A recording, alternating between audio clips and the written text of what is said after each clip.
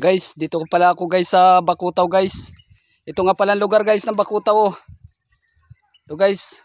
Ito yung applyan niya. Yan guys. Yung applyan niya guys oh. Bakawan. Ito guys. Papunta ako guys sa baba guys. Dito, nagalakad po ako guys. Ito guys. Guys, may kasalubong ako guys. Mga taga baryo guys. Ito guys. May nadaanan ako dito guys. Napakaraming bunga ng kasoy guys.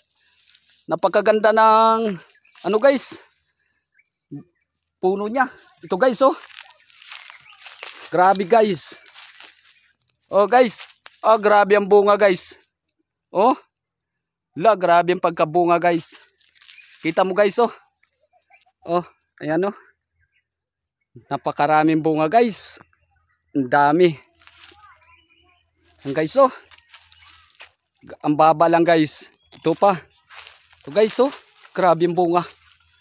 Ayan oh guys. Ayan guys. Wow, grabe. Oh, guys. Sagad hanggang ano guys.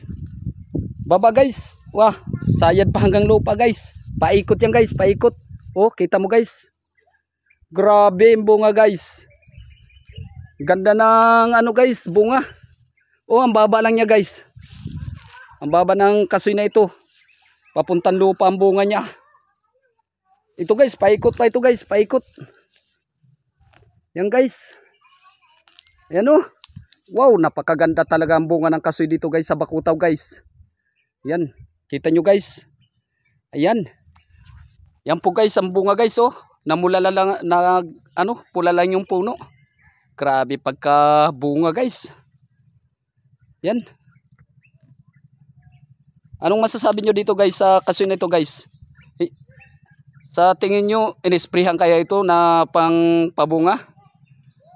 O sadyang namumunga lang? Mag-share kayo at mag-comment dyan kung ano sa loobin nyo. Kung inisprehan ba o hindi. Yun lang po guys. Mag-share kayo at mag-comment dyan guys sa baba guys.